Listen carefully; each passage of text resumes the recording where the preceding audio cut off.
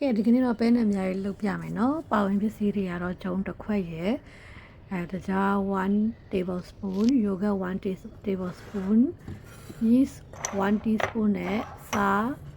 baking soda baking powder အနည်းငယ်စီပေါ့နော်ပြီးလို့ရှိရင်ရေပေါ့ဒါလေးတွေကိုအရင်ဆုံးသမအောင်နယ်ပေးလိုက်ပါ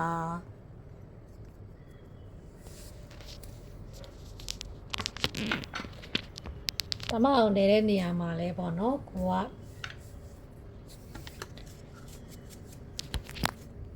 ပါမုတ်နယ်သလိုပဲပေါ့နော်ရေကိုနည်းနည်းချင်းထည့်မယ်ရေရဲ့အတိုင်းစာတော့မပြောထားဘူးပေါ့နော်ရေကများသွားရင်လည်းဂျုံပြန်ထည့်ပြီးတော့ပြန်နေပြလို့ရတယ်နော်အဲ့ဒီအတွက်စိုးရင်စရာမရှိဘူးဒါလေးတွေကိုအရင်ဆုံးတပအောင်နေမယ်နော်ဒီရဲ့နာမည်လေးကတော့ယိုဂတ်ပါတယ်နော်ယိုဂတ်ကတော့မပါမဖြစ်ပါပေးရပါတယ်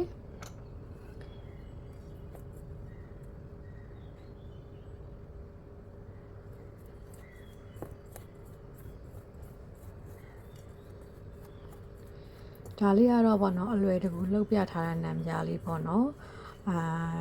ဒီနံပြားလုံးမယ်ဆိုရင်oven နဲ့လည်းလုပ်လို့ရတယ်ပြီးရင် air fryer ရှိရင်လည်း air fryer နဲ့လည်းလုပ်လို့ရတယ်ပေါ့နော်ကိုကတော့အလွယ်ကူဆုံးအားလုံးလည်းလုပ်လို့ရအောင်မီးပုံနဲ့ပဲဖြစ်ဖြစ် gas မီးပုံနဲ့ပဲဖြစ်ဖြစ်ပေါ့နော်လုပ်လို့လွယ်အောင်ဆိုပြီးတော့မှဒါအလွယ်ဆုံးနည်းလေးနဲ့လုပ်ပြထားတာပေါ့နော်ကိုကတော့ stove လေးပဲသုံးပေးထားပါတယ်ဘာနဲ့မဆိုလုပ်လို့ရပါတယ်เนาะ air fryer နဲ့ဆိုလို့ရှိရင်เนาะနံပြားလေးကပေါ့နော်ဟိုပူရီကြော်သလိုမျိုးလုံးလေးဖြစ်သွားတယ်ပေါ့เนาะတော့ပွားပြီးတော့ဖောင်းပြီးတော့အဲ့လိုဖြစ်တယ်ပေါ့เนาะဒီရဲ့ကိုကနံပြားကိုလုံးဝနံပြားစတိုင်ပဲစားချင်တယ်ဆိုလို့ရှိရင်เนาะ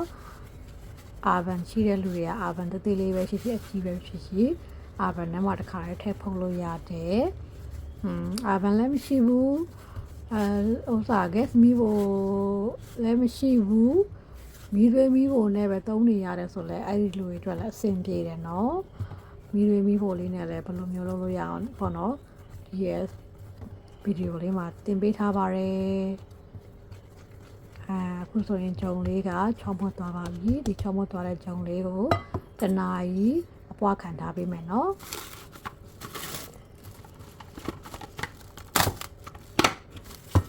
ကိုယ့်ရဲ့ဗီဒီယိုတွေအားလုံးကတော့နိုင်ငံခြားမှာရောက်နေတဲ့လူတွေ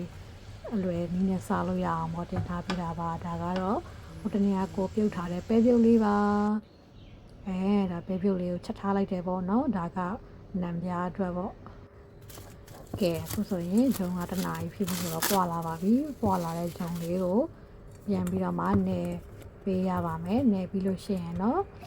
ဟိုကဘယ်နှလုံးကိုကပေါ့နော်ဘလောက်အကြီးစားချင်လဲနံပြားပေါ့နော်မြန်မာပြည်ကလိုမျိုးဆိုင်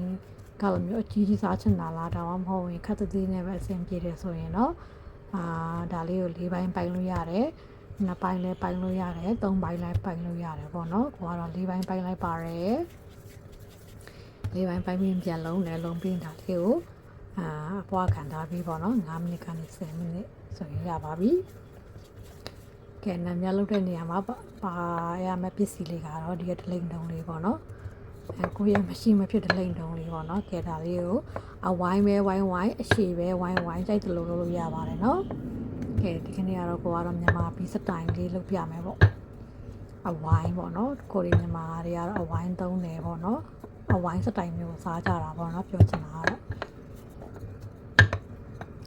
ကဲနံပြားလုပ်တဲ့အိုးကပါအိုးသုံးလဲဆိုလို့ရှိရင် non stick ကိုလည်းသုံးလို့ရတယ်ပြီးရင်ဒါကျတော့ပေါ့နော်ကတ်တဲ့အိုးပေါ့ဒါ non stick မဟုတ်ကတ်တဲ့အိုးဒါလေးနဲ့လုပ်ပြမယ်နော်ဒါလေးနဲ့လုပ်ပြတဲ့ချိန်မှာအိုးကတော့တော်တော်လေးတယ်ပေါ့နော်အဲ့ဒါကဲအိုးပူပြီဆိုရင်နံပြားကိုထည့်လိုက်မယ်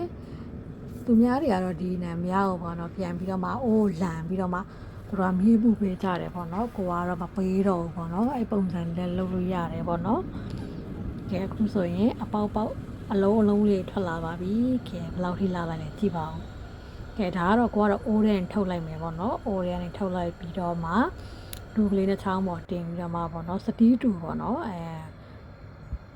ပြီးတော့မှမီးလေးနဲ့အပူပေးလိုက်မယ်ပေါ့နော်အရန်ကြီးမီးမပြင်းနဲ့ပေါ့နော် medium fire ဆိုရင်ရပါပြီ ကျမကတော့နည်းနည်းမိရပြင်သွားတော့အဲ့အလုံးရအရင်ဆုံးတူးသွားတယ်ပေါ့နော်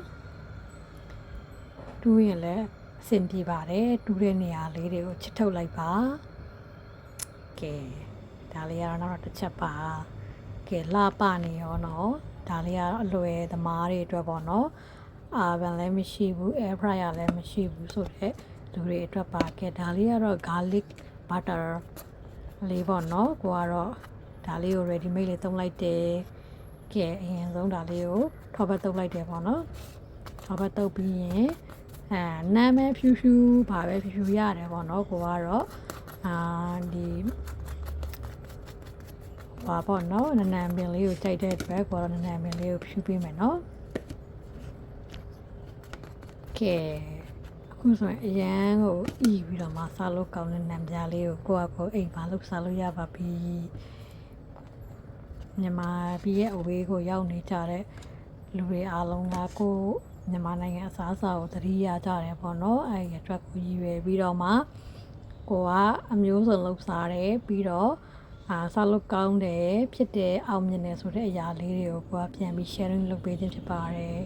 ကဲဒီမှာကြည့်ပါဦးဘယ်လောက်ထိနူးညံ့ပြီးတော့မှတွေ့လားအပေါက်ကလေးနဲ့ကဲခုလိုနည်းများကောင်းကောင်းလေးကိုကိုအိမ်မှာလှုပ်ရှားကြည့်ပါပြီးလို့ရှိရင်လည်းကျမရဲ့ channel လေးကို subscribe လုပ်ဖို့လည်းမမေ့နဲ့ဦးနော် subscribe များရင်များ share ပေးပါ